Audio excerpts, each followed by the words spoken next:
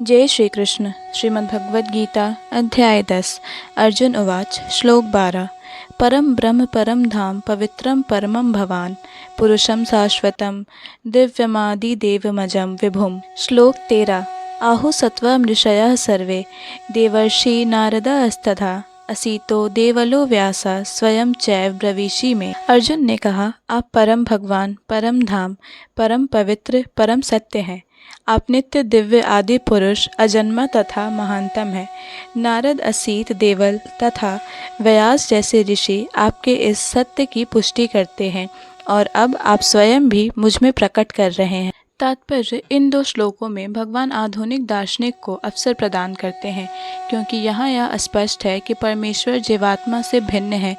इस अध्याय में 4 महत्वपूर्ण श्लोकों को सुनकर अर्जुन की सारी शंकाएं जाती रही और उसने कृष्ण को भगवान स्वीकार कर लिया और उसने तुरंत उद्घोष किया, आप परम ब्रह्म हैं।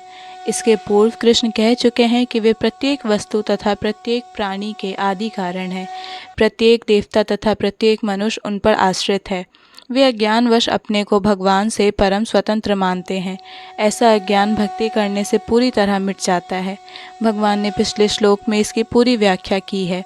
अब भगवत कृपा से अर्जुन उन्हें परम सत्य रूप में स्वीकार कर रहा है, जो वैदिक आदेशों के सर्वथा अनुरूप है। ऐसा नहीं है कि परम सखा होने के कारण अर्जुन कृष्ण की चाटुकारी करते रहते हैं। उन्हें परम सत्य भगवान कह रहा है। इन 2 श्लोकों में अर्जुन जो भी कहता है उसकी पुष्टि वैदिक सत्य द्वारा होती है। वैदिक आदेश उसकी पुष्टि करते हैं कि जो कोई परमेश्वर की भक्ति करता है वही उन्हें समझ सकता है, अन्य कोई नहीं।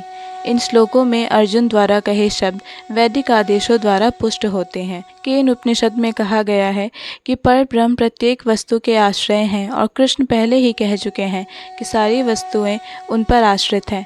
मुंडक उपनिषद में पुष्टि की गई है कि जिन परमेश्वर पर सब कुछ आश्रित है उन्हें उनके चिंतन में रत रहकर ही प्राप्त किया जा सकता है। कृष्ण का यह निरंतर चिंतन स्मरणम है, जो भक्ति की नव विधियों में से है। भक्ति के द्वारा ही मनुष्य कृष्ण की स्थिति को समझ सकता है और इस भौतिक देह से छुटकारा पा सकता है। कृष्ण भगवान हैं और मनुष्य को चाहिए कि वह निरंतर उनका ध्यान करते हुए उनसे दिव्य संबंध स्थापित करे। वे परम अस्तित्व हैं। वे समस्त शारीरिक आवश्यकताओं तथा जन्म मरण से मुक्त हैं। इसकी पुष्टि अर्जुन ही नहीं अपितु सारे वेद, पुराण तथा इतिहास ग्रंथ करते हैं। सारे वैदिक साहित्य में कृष्ण का ऐसा वर्णन मिलता है और भगवान स्वयं भी 4थे अध्याय में कहते हैं, यद्यपि मैं अजन्मा हूँ, किंतु धर्म की स्थापना के लिए इस पृथ्वी पर प्रकट होता हूँ। वे परम पुरुष हैं।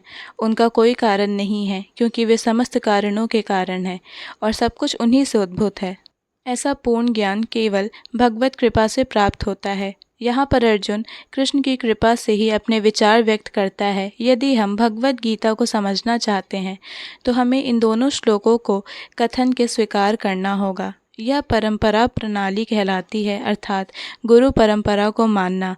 परंपरा प्रणाली के बिना भगवत गीता को नहीं समझा जा सकता। जय श्री कृष्ण।